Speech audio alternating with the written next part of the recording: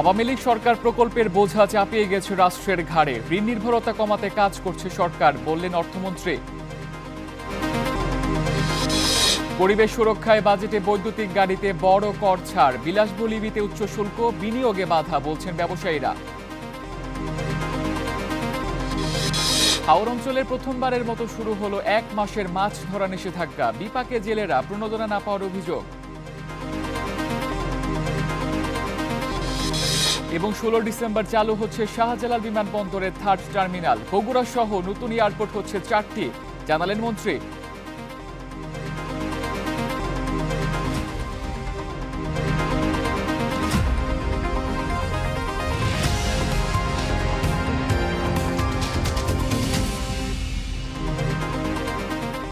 স্বাগত, শুরু করছি স্টার বি স্টোরে। সঙ্গে আছি তামসিদ আহমেদ। শিরোনাম দেখছিলেন, এবারে বিস্তারিত। আর শুরুতেই প্রস্তাবিত বাজেটের খবর।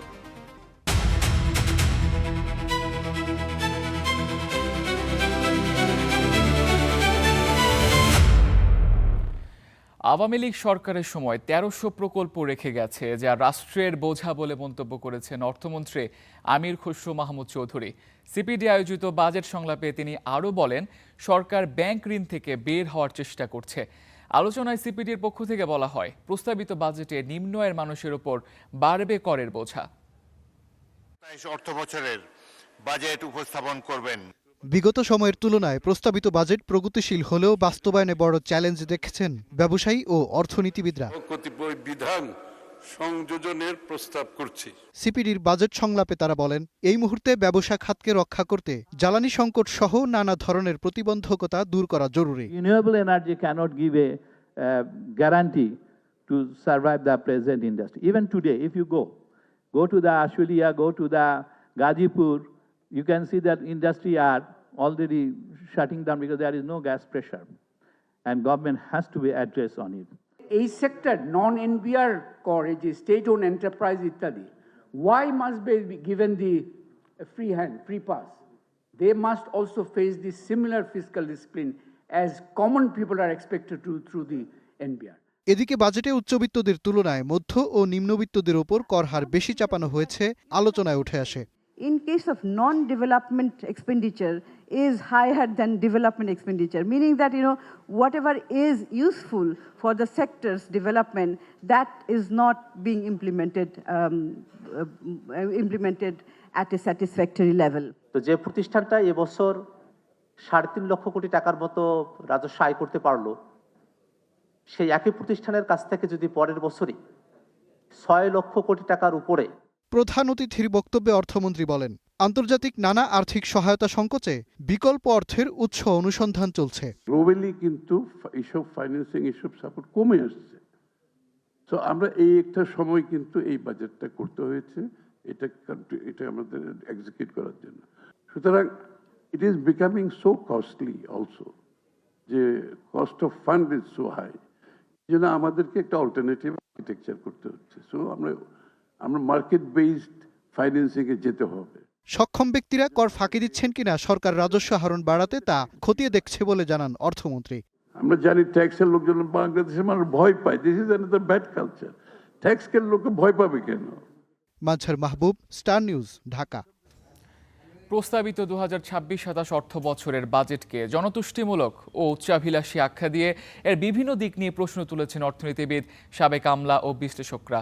বলেন, ঘোষিত বাজেটে কাঠামোগত পরিবর্তনের কোনো আলোচনা নেই। বাজেট বাস্তবায়ন সরকারের জন্য বড় চ্যালেঞ্জ বলেও অভিমত তাদের। নাগরিক ঐক্যের আয়োজিত জনতুষ্টিমূলক বাজেটের সালতামামি শীর্ষক এক গোলটেবিল বৈঠকে বক্তারা এসব কথা বলেন অর্থনীতির গভীর সংকট মোকাবিলায় প্রয়োজনীয় কাঠামোগত সংস্কার অনুপস্থিত।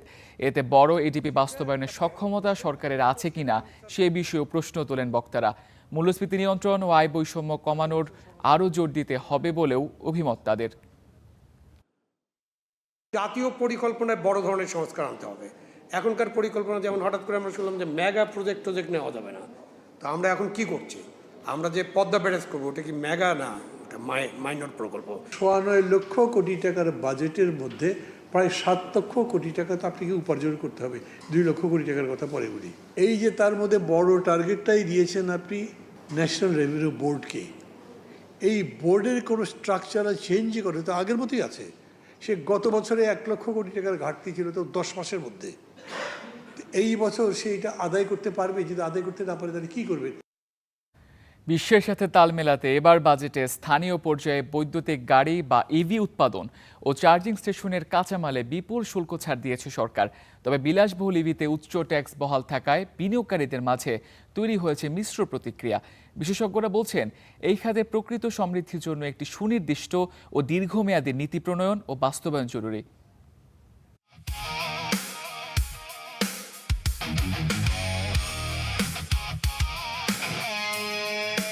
পরিবেশ বান্ধব জ্বালানির রূপান্তরে বিশ্ববাজারে প্রতি মাসে গড়ে বিক্রি হচ্ছে 18 থেকে 20 লাখ ইলেকট্রিক গাড়ি বা ইভি। আন্তর্জাতিক জ্বালানি সংস্থার তথ্য অনুযায়ী বিক্রি হওয়া নতুন গাড়ির 27%ই ইভি। সেই হিসেবে প্রতি সেকেন্ডে বিশ্বজুড়ে বিক্রি হচ্ছে প্রায় 1টি করে ইভি। বৈশ্বিক এ হাওয়া লেগেছে 2026-27 অর্থবছরের জাতীয় বাজেটেও। স্থানীয়ভাবে ইভি ও ব্যাটারি তৈরির কাঁচামাল আমদানিতে শুল্ক আরোপ হয়েছে মাত্র 3%। পাশাপাশি চার্জিং স্টেশনের যন্ত্রাংশ আমদানি পুরোপুরি শুল্কমুক্ত করা হয়েছে। তবে মধ্যবিত্তের ইভিতে শুল্ক 64% হলেও উচ্চবিত্তের বিলাসবহুল গাড়িতে শুল্ক রাখা হয়েছে বেশ চড়া। ব্যবসায়ীরা বলছেন, কাঁচামাল ও চার্জিং স্টেশনের এই অভূতপূর্ব শুল্ক ছাড়ে দেশে বড় বিনিয়োগের সুযোগ তৈরি হলেও উচ্চবিত্তের ইভিতে কর বেশি রাখায় বাজার সম্প্রসারণ নিয়ে সংশ্লিষ্টদের মাঝে দেখা দিয়েছে মিশ্র প্রতিক্রিয়া। যেগুলো কম মূল্যের গাড়ি ওগুলোর ক্ষেত্রে একটু ডিউটি কমিয়ে দিয়েছে, আর যেগুলো একটু বেশি মূল্যের গাড়ি সেগুলো আবার ডিউটি বাড়িয়ে দিয়েছে। যেহেতু হাইটেক গাড়ি একটু প্রাইস বেশি, মূল্য বেশি, তো যার ফলে হয়েছে কি এগুলোর আপনার ডিউটি স্ট্রাকচার বেড়ে গেছে। তো আমাদের বায়ারদেরকে একটু এক্সট্রা পেমেন্ট দিতে হবে আর কি এটার জন্য। বৈদ্যুতিক গাড়ির ক্ষেত্রে দীর্ঘমেয়াদী নীতি প্রণয়নের পাশাপাশি দেশজুড়ে দ্রুত পর্যাপ্ত চার্জিং স্টেশন স্থাপন, দক্ষ জনবল তৈরি ও ব্যাটারির নিরাপদ বর্জ্য ব্যবস্থাপনা নিয়ে এখনই সুনির্দিষ্ট পরিকল্পনা জরুরি।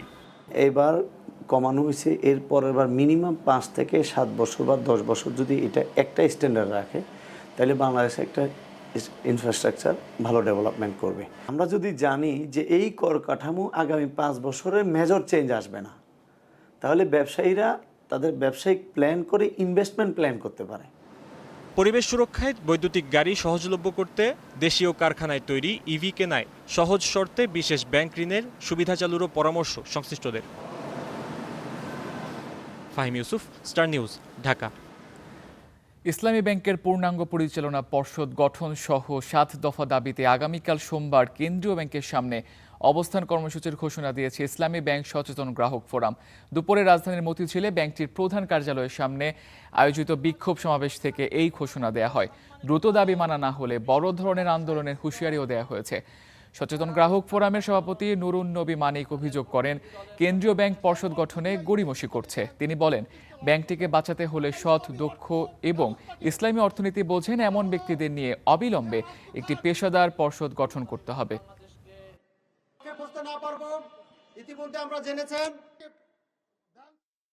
পরিচালনা পরিষদ অবিলম্বে গঠন করতে হবে। যতদিন পর্যন্ত একটি সৎযোগ্য পরিচালনা পরিষদ গঠন করা না হবে, ততদিন পর্যন্ত সচেতন গ্রাহক ফোরাম তার কর্মসূচি অব্যাহত রাখবে। হাওড় অঞ্চলের প্রথমবারের মতো চলছে মাছ শিকারে 1 মাসের নিষেধাজ্ঞা। মাছের প্রজনন বাড়াতে এই নিষেধাজ্ঞা দেয়া হয়েছে। তবে প্রণোদনা না পাওয়ার অভিযোগ করেছেন জেলেরা। এতে বিপাকে হাওড়ের 7 জেলার জেলেরা। চলছে মাছ শিকারে নিষেধাজ্ঞা, তাই অলস সময় কাটছে হাওরের জেলেদের। হাওড়াঞ্চলের 7 জেলায় প্রথমবারের মতো মাছ শিকারে 1 মাসের জন্য নিষেধাজ্ঞা দিয়েছে সরকার। লক্ষ্য, হাওরে মাছের প্রজনন বৃদ্ধি। তারপরই থমকে গেছে জেলেদের জীবন জীবিকা। 1 মাস ধরে সরকার থেকে বদ্ধ দিচ্ছে, ডিমুলা মাছ মান যেত না, আমরা তো বেকার অবস্থায় বয়ে রয়েছি। মাছ না মারলে ভাই আমরা উপায় নাই, আমরা চলি মাছ মারে, অন্য কিছু কাম শিখছি না ভাই। মাছ মারাই আমরা ভাই, মাছ মারে দিন যায় আমরা ভাই। ইলিশ ধরা সরকারের নিষেধ দিলে তারা একটা বাতা দেয়, আমরা অসহায়। এবার আমরা খুব অসহায়ের মধ্যে আছি। যদি সরকার এভাবে আমরা নিষেধ দেয়, একমাত্র আমরা ফ্যাট বান্ধা ফইরা তাহার ছাড়া আর কোনো গতি নাই। সম্প্রতি উজানের ঢল আর বৃষ্টিতে ফসল হারিয়েছেন অনেকে। তারপর মাছ ধরা বন্ধ। জেলেদের অভিযোগ, প্রণোদনার ব্যবস্থা ছাড়াই দেয়া হয়েছে নিষেধাজ্ঞা। এতে বিপাকে পড়েছেন তারা। একটা গেছে আমরা দান, এই তো আমরা বর্তমানে এখন আমরা ফ্যামিলি চলাটাই বড় দায়। সরকারের বর্তমানে আমরা কোনো অনুদান দিতা, তাইলে তো আমরা মাছ ধরাটা বন্ধ রাখি। 1 মাস যদি আমরা মাছ না ধরি, 1 মাস আমরা কাই কি বউ পোলা বানলইয়া মাছ না মারলে তো আমরা বিকল্প কোনো রাস্তা নেই। সরকার যদি অনেক ধরে রাখা তাহলে রাখবা। প্রণোদনার বিষয়টি সমাধানের চেষ্টা চলছে বলে জানান মৎস্য কর্মকর্তারা। আমরা যদি এই 1 মাস নিষেধাজ্ঞা পিরিয়ডটাকে ভালোভাবে বাস্তবায়ন করতে পারি, আমাদের লক্ষ্যমাত্রা যে বর্তমানে আমাদের হাওরের যে উৎপাদন আছে তার 40% বৃদ্ধি পাবে। তো আমরা আশাবাদী যে আগামী বছর থেকে যারা মৎস্যজীবী যারা আছেন, যারা হাওরের মাছের উপর যাদের জীবন জীবিকা নির্ভর করে, তাদেরকে আমরা বিভিন্ন প্রণোদনার আওতায় নিয়ে আসবো। মৎস্যজীবী ছাড়াও সাধারণ মানুষও জাল দড়ি নিয়ে মাছ ধরতে নামে। প্রচারণার পাশাপাশি আমাদেরকে আইন প্রয়োগও করতে হচ্ছে। জেলেদের প্রণোদনার আওতায় এবছর আনা হয়নি, এটা সরকারের কাছে প্রস্তাবনা দেওয়া হয়েছে। 29 মে থেকে 28 জুন পর্যন্ত চলবে এই নিষেধাজ্ঞা। Rizvi Habib, star news. দেখছেন স্টার বি স্টোরে, ফিরছি একটু পর।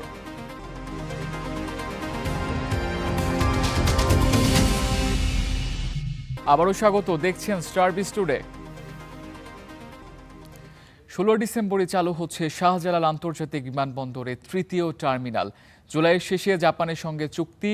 সিভিল এভিয়েশনের মাস্টার প্ল্যান বিষয়ক ওয়ার্কশপের উদ্বোধন শেষে গণমাধ্যমে একথা জানান বিমান পর্যটন মন্ত্রণালয়ের মন্ত্রী ও প্রতিমন্ত্রী। আগামী 3 দশকে দেশের আকাশপথের মাস্টার প্ল্যান নিয়ে ওয়ার্কশপ। অংশ নেন দেশের এয়ারলাইন্স, সেনা ও নৌবাহিনীর এভিয়েশন গ্রুপ সহ আইকাওয়ের প্রতিনিধি। ওয়ার্কশপে সিভিল এভিয়েশন অথরিটি তুলে ধরে আগামী 30 বছরে দেশের আকাশপথের রূপরেখা। বলা হয় কিভাবে বাংলাদেশ আঞ্চলিক এভিয়েশন হাব হতে পারে। ওয়ার্কশপের উদ্বোধন শেষে কথা বলেন অতিথিরা। বিমান প্রতিমন্ত্রী জানান 16 ডিসেম্বরই চালু হচ্ছে শাহজালাল আন্তর্জাতিক বিমানবন্দরের 3য় টার্মিনাল। জুলাইয়ের শেষে জাপানের সঙ্গে চুক্তি। কন্ট্রাক্টটা যাতে আমরা জুলাইতেই করতে পারি সেই বিষয়ে তার সহযোগিতা কামনা করেছি এবং তিনি আশ্বাস দিয়েছেন যে কোনো অসুবিধা হবে না এবং আমাদের এখানে সিভিল এভিয়েশনের আন্ডারে যে ওরাট করার জন্য নিপুণকে আছে তাদেরকেও তিনি বলেছেন যে সিভিল এভিয়েশন চেয়ারম্যান সাহেবকে রিকোয়েস্ট করার জন্য টু স্টার্ট। থার্ড টার্মিনালের গ্রাউন্ড হ্যান্ডেলিং প্রশ্নে বিমানমন্ত্রী বলেন বিমানের সঙ্গে বিদেশি কোম্পানি থাকলেও কার্গো হ্যান্ডেলিং এককভাবেই করবে বিমান। আমাদের থার্ড টার্মিনালটাই প্রায়োরিটি বেসিসে আছে, তারপর তো পর্যায়ক্রমে আমরা বলেছি যে আমরা সবগুলো আস্তে আস্তে করবো, একসাথে তো সব করা যাবে না, প্রয়োজনের ভিত্তিতে যেটা আগে দরকার আমরা সেভাবে আগাবো। বগুড়া সহ 4টি নতুন বিমানবন্দর চালুর প্রক্রিয়া চলছে, আর কক্সবাজার বিমানবন্দরের আন্তর্জাতিক করার প্রক্রিয়া চূড়ান্ত পর্যায়ে রয়েছে বলেও জানানো হয়। নুরা জান্নাত, স্টার নিউজ, ঢাকা। স্বজনপ্রীতি, অনিয়ম ও দুর্নীতির মাধ্যমে চুক্তি নবায়ন ও বাতিলের নির্দেশনা দিয়েছে টিসিবি কর্তৃপক্ষ। এমন অভিযোগ করেছেন টিসিবির তালিকা থেকে বাদ পড়া ডিলাররা।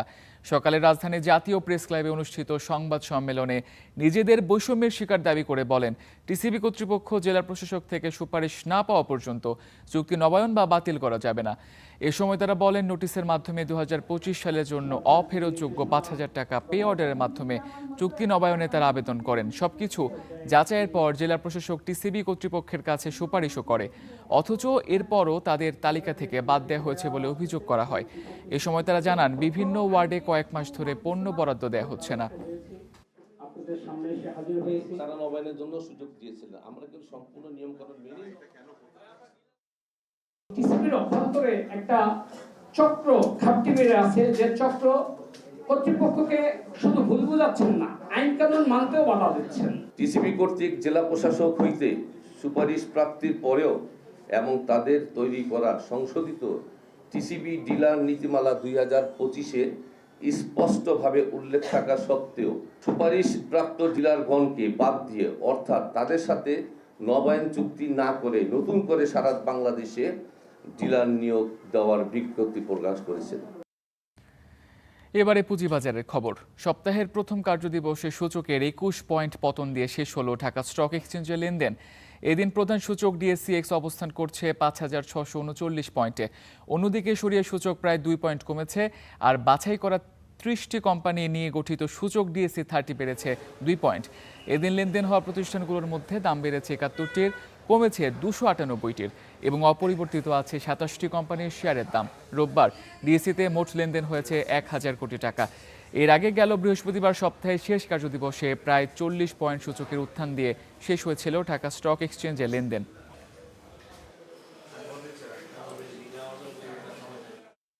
আজ দেশের বাজারে 22 ক্যারেটের 1 ভরি স্বর্ণ বিক্রি হচ্ছে 2,26,339 টাকায়। 21 ক্যারেটের 1 ভরি স্বর্ণের দাম 2,16,192 টাকা। এছাড়া 18 ক্যারেটের প্রতি ভরি স্বর্ণের দাম 1,85,690 টাকা এবং সনাতন পদ্ধতির প্রতি ভরি স্বর্ণ বিক্রি হচ্ছে 1,51,690 টাকায়। শনিবার সবশেষ স্বর্ণের দামে সমন্বয় করে বাংলাদেশ জুয়েলার্স সমিতি বাজুস। এর আগে শুক্রবার ভরিতে 4,000 টাকার উপরে দাম কমায় বাজুস। এদিকে আন্তর্জাতিক বাজারে 1 আউন্স স্বর্ণ বিক্রি হচ্ছে $4,155। আজ বিশ্ববাজারে অপরিশোধিত তেলের দাম ব্যারেল প্রতি $80। ওয়েস্ট টেক্সাস ইন্টারমিডিয়েট বিক্রি হচ্ছে প্রতি ব্যারেল $76। ইরান যুক্তরাষ্ট্রের মধ্যে শান্তি চুক্তির অগ্রগতিতে জ্বালানি তেলের দাম কমতে শুরু করলেও দুই দেশের মধ্যে আলোচনা বাতিলের আশঙ্কা আর সেই সঙ্গে হরমুজ প্রণালী দিয়ে জাহাজ চলাচল বন্ধ হওয়ায় তৈরি হয়েছে অনিশ্চয়তা। ইরানে ইসরায়েল আর যুক্তরাষ্ট্রের যৌথ আগ্রাসন শুরুর আগে জ্বালানি তেলের দাম ছিল ব্যারেল প্রতি $72। সংঘাত শুরুর পর যা উঠেছিল সর্বোচ্চ $126।